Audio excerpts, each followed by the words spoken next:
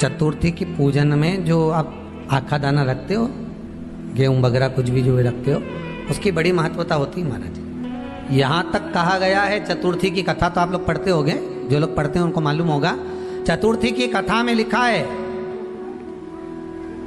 चौथ माता के व्रत में वर्णन किया गया है कि वो आखा दाना जो रखा जाता है, मान लो कोई जरूरी काम होता है तभी आखा दाना को रखा जाता है, संभाल के रखते हैं कि हम इस काम के लिए जा रहे हैं और हमारा ये कार्य सफल होना चाहिए। तो जिसने चतुर्थी का व्रत करा है, जिसने चंद्रदेव का पूजन करा, चतुर्थी का व्रत करा, वो गणेश जी से विनती करके वहां से 2-4 आखा दाना उठा ले, और जो व्यक्ति का काम अटक रहा है अपने ही घर का, पर दूसरे कुल को नहीं देना, अपने ही कुल के अंतर्गत जो काम अटक रहा है उसकी जेब में, उसके पल्लू में उस चीज को रख दिया जाए। तो चतुर्थी जो अगली आती है, जैसे आप महीने की करते हो तो महीने की, और आप जैसे करते हो कि 4 अलग बड़ी बड़ी चतुर्थी करते हो तो उसके अनुसार आपका कार्य सिद्ध होता ही है। उस आखे दाने का इतना महत्व होता है क्योंकि चतुर्थी का व्रत करने वाली माता जब व्रत करती है तो स्वयं चतुर्थी की कथा में लिखा हुआ है कि पार्वती जी गणेश जी से चतुर्थी की कथा बचवाती। तो चतुर्थी की कथा जब होती है तो उसको स्वयं गणेश जी बाच रहे हैं। तो व्रत कौन सुन रही है? माता पार्वती। और आपने जो आखा दाना लिया वो गणेश जी के भाव से लिया, गणेश जी से निवेदन करके, विनय करके, प्रार्थना कर उसको प्राप्त किया। तो जिनकी यहाँ संपदा की कमी होती है, वैभव की कमी होती है, लक्ष्मी की कमी होती है, प्रतिष्ठा की कमी होती है, धन की कमी होती है, उसके लिए बुधवार के दिन अगर शंकर पर 1 लोटा पानी चढ़ाया जाता है तो जिन लड़कियों का विवाह नहीं हो रहा, जिन बच्चों का विवाह नहीं हो रहा, उन बच्चों के भी विवाह हो जाते हैं। हमारा वृद्धि से मतलब होता है जिस कन्या या वर का विवाह नहीं होता, 40 साल हो गए या 30 साल हो गए, या जब 28 के बाद में लड़का लड़की क्रॉस हो जाए कि 29 में, 30 में, 32 में, 34 में, 40 तक पहुंच गए और विवाह नहीं हो रहा है, तब बेलपत्री के जो पेड़ होता है, वृक्ष होता है, उस वृक्ष की जो डाली होती है, उस डाली के मनकों से जो माला बनती है, बाजार में भी मिल जाती है बेल की माला, उस माला को भगवान शंकर को समर्पित कर कर बेलपत्री के वृक्ष के नीचे बैठ कर भगवान शंकर का पंचाक्षर मंत्र का जाप करना है। कौन सा मंत्र है? पंचाक्षर। पंचाक्षर मंत्र कल बताया था, नमः शिवाय। अगर रसोई घर से भोजन में तुलसी डलकर अगर ठाकुर जी के सामने वो थाली रखी तो ये पक्का है वो थाली ठाकुर जी नहीं जीमेंगे, क्योंकि उसमें तुलसी रखी हुई आई है। हाँ, जब ठाकुर जी के सामने थाली रखा गई और तुमने थाली रखने के बाद में मंदिर के सामने बैठ के फिर तुलसी डाली तो ठाकुर जी उसको स्वीकार कर लेते हैं। क्यों? क्योंकि 33 करोड़ देवी देवता एक जगह पर विराजमान हैं। जब हम थाली रखते हैं, प्रथम देव उस भाग को ग्रहण कर लो। जब तक तुलसी डालते हैं, प्रथम देव अपनी दृष्टि हटा लेते। समय होता है, एक टाइम होता है, एक पल होता है, एक घड़ी होती है कि गणेश जी महाराज हमारे घर में आ गए। गणेश जी की सबसे पहली जो आरती हो, उस आरती के समय पर अगर धूप बत्ती जलाई जाए या गोबरी को जलाकर उसमें गूगल छोड़ी जाए और गूगल छोड़ने के बाद गणेश जी का नाम ध्रुम वर्ण कह दिया जाए तो गणेश जी को तुम्हारे घर की पूजा स्वीकार करना पड़ती है। बस वो समय हम जानते।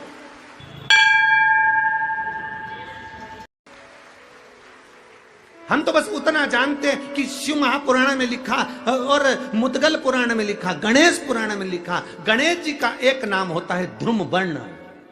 क्या नाम है? ध्रुम वर्ण गणेश जी का एक नाम होता है। जब हम धूप जलाकर और धूप लगाने के बाद में गणेश जी की सबसे पहली आरती करने के पहले अगर हम सबसे पहली आरती गणेश जी की कर रहे हो, अपने घर में स्थापना कर रहे हो, बिठा रहे हो, और तुम चाहते हो कि गणेश जी मेरे घर में आके मेरी पूजा को स्वीकार करें और जो मांगू मेरा गणेश मुझे दे 10 दिन के अंदर, तो पहला नाम लेकर पुकार लेना ध्रुम वर्ण विनायक, बैठो, बस काम हो गया। वो फिर ही होकर आता। सुंदर जोड़ी थी शंकर और पार्वती की, सही है कि गलत है? कभी नहीं झगड़ते। इसलिए पृथ्वी पर ना तो लक्ष्मी जी के व्रत हैं, ना ब्रह्माणी के व्रत, ना इंद्राणी के व्रत। अगर पूरी पृथ्वी पर सबसे ज्यादा व्रत किसके हैं? माता पार्वती। तीज का व्रत किसका? पार्वती का। चतुर्थी का व्रत किसका? पार्वती का। चौथ का व्रत किसका? पार्वती का। छठ का व्रत किसका? पार्वती का। जितने व्रत है सब माता पार्वती। गणेश जी मैया को प्रसन्न करने के लिए अष्ट रूप में धारण करते हैं। 8 रूप भगवान गणेश जी ने धारण किए। एक मयूरेश्वर गणेश, दूसरा सिद्धि विनायक, तीसरा बल्लालेश्वर, फिर वरद विनायक, फिर चिंतामणि, फिर गिरजात्मज, फिर भगवान गणेश विघ्नेश्वर अष्ट विनायक, फिर महागणपति। ऐसे गणेश जी के अष्ट नाम हुए। उस समय तिजोरी के अंदर जो गणेश की प्रतिमा रखी जाती है किस नाम से रखी जाती है? तो तिजोरी में हम जो गणेश की प्रतिमा रखते हैं वो वरद विनायक के नाम से रखते हैं। कौन सा गणेश? वरद। वरद विनायक के नाम से तिजोरी में गणेश रखते हैं। और वरद विनायक के नाम से गणेश जी तिजोरी में रखाते हैं। आपको कथा में कहा था घर में सीधी सूंड का गणेश और व्यापार व्यवसाय ऑफिस में उल्टी सूंड का गणेश होना चाहिए। वरद विनायक को तिजोरी में। जब मकान का गृह प्रवेश होता है तो गणेश जी की पूजन जो दरवाजे पर करी जाती है उसे सिद्धि विनायक गणेश कहते हैं। कौन सा गणेश? सिद्धि विनायक। जब हम घर में शुभ कार्य हो, बंदर बाल लगाएं, कोई दरवाजे पर शुभ लाभ लगाएं या स्वस्तिक बनाएं या माताएं दरवाजे पर रंगोली डाले तो उसी समय पर सिद्धि विनायक के नाम से रंगोली डालना चाहिए। तो घर में लक्ष्मी बढ़ती है, सिद्धता बढ़ती है। याद रखिए, कभी भी गणेश जी को, मिट्टी के गणेश जी लाते हो भादो महीने में, तो विसर्जन करो तो विसर्जन के समय पर 2 बिंदी, एक कंकु की एक हल्दी की, दीवार पर जरूर लगा देना चाहिए। क्यों? क्योंकि गणेश जी हमारे यहाँ आते हैं तो रिद्धि सिद्धि के साथ आते हैं। पर जब गणेश जी जाते हैं, अगर हम बिंदी नहीं लगाते हैं तो गणेश जी अपनी रिद्धि सिद्धि को साथ में लेकर चले जाते हैं। पति के साथ पत्नी वापिस चली जाती है। जब हम बिंदी लगाते हैं तो उसका मतलब होता है कि हमारे घर की बहू हमारे घर में रहे, बेटा भले भ्रमण के लिए जाए। तो गणेश जी जाते हैं, रिद्धि सिद्धि घर में रह जाती है। इसलिए रिद्धि सिद्धि को घर में रखने के लिए 2 बिंदी लगाना चाहिए, एक कुंकू की, एक हल्दी। रिद्धि सिद्धि। गणेश जी की प्रियता है दुर्वा। क्या प्रियता है? दुर्वा। कितनी दुर्वा गणेश जी को समर्पित करी जाती है? मात्र 5। कितनी? आज के जमाने में लोग गट्ठा बनाकर चढ़ा दें, वो अपनी जगह पर 5 दुर्वा पंचम इंद्रियों को वश में करने के लिए और भगवान के 5 जो स्वरूप हैं उनको अपने भीतर उतारने के लिए 5 दुर्वा। और दुर्वा में भी 3 गांठ।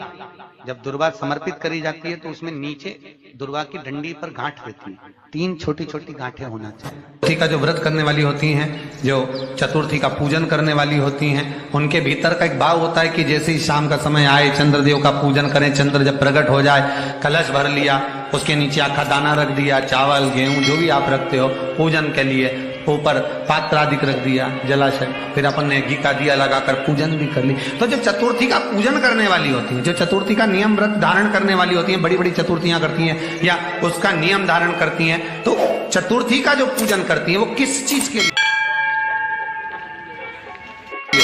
केवल संतान, पुत्र, परिवार, हमारा कुटुंब, हम जिस कुल में हैं, हमारा कुल वैभव की ओर बढ़े, संपदा की ओर बढ़े और उसकी आयु बढ़े, उसकी आयु बढ़े, वैभव बढ़े। बहुत ध्यान दीजिएगा महाराज। चतुर्थी की पूजन में जो आप आखा दाना रखते हो, गेहूं वगैरह कुछ भी जो रखते हो, उसकी बड़ी महत्वता होती है महाराज। यहां तक कहा गया है, चतुर्थी की कथा तो आप लोग पढ़ते होंगे, जो लोग पढ़ते हैं उनको मालूम होगा। चतुर्थी की कथा में लिखा है,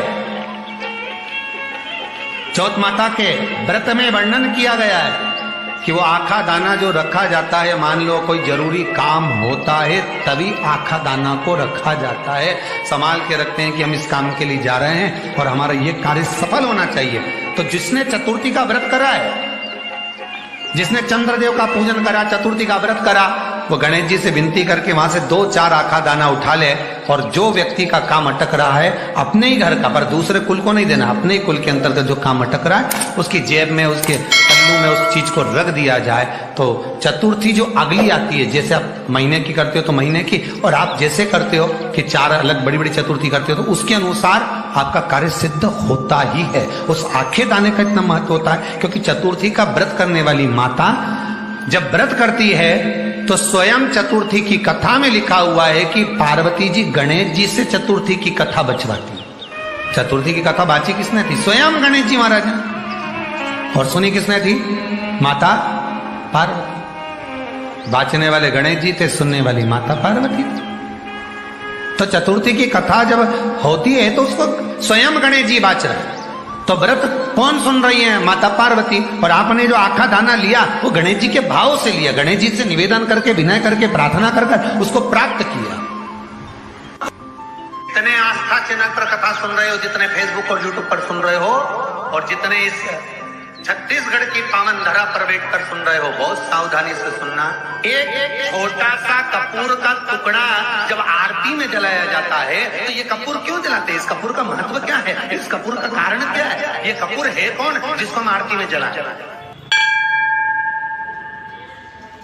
क्या जरूरत इस कपूर को आरती में जलाने की? क्या जरूरत इसको यज्ञशाला में जलाने की? क्या जरूरत है इस कपूर को पूजन में जलाने की? स्वयं गुरु बाबा कहते हैं यदि कोई आरती में, पूजन में, घर में एक कपूर का टुकड़ा आरती के बाद में जब समर्पित करेगा तो उसको अश्वमेध यज्ञ का पुण्य प्राप्त हो जाएगा। अश्वमेध यज्ञ के पुण्य को पाने के लिए कपूर का टुकड़ा आज भी आरती में जलाया जाए।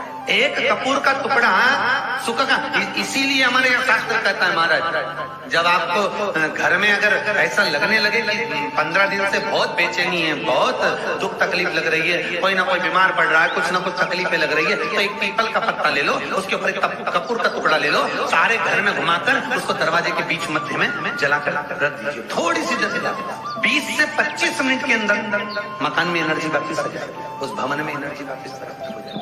20 से 25 मिनट के अंदर एनर्जी वापस। लग रहा है कि यहाँ नेगेटिव है तो उसको पॉजिटिव बनाया जा सकता है। रात को 12 बजे शंकर जी के मंदिर में शिवलिंग पर चढ़ी हुई बेलपत्री को उठाकर शंकर मंदिर का शिखर देखकर चबा कर खा लीजिए। आपके पाँव के घुटने बदलने की जरूरत नहीं पड़ेगी, ऑपरेशन की जरूरत नहीं। शिव महापुराण की कथा कहती है 25 किलो आलू में से 5 आलू सड़े निकल गए, उसको तुमने स्वीकार करा। 10 किलो टमाटर में से 2 टमाटर बेकार निकल गए, तुमने उसको स्वीकार करा। 10 किलो मिर्ची में से 4-5 मिर्ची बेकार निकल गई, तुमने उसको स्वीकार करा। नोट की गड्डी में फटे नोट आ गए, तुमने उसको स्वीकार करा। तो हमारे घर में भी 2-4 लोग ऐसे रहेंगे जो भगवान को नहीं मानेंगे, भजन नहीं करेंगे, अपशब्द कहेंगे, ताने देंगे, तुम उनको भी स्वीकार करो। ये शिव पुराण का, ये शिव महापुराण की कथा कहती है। हमें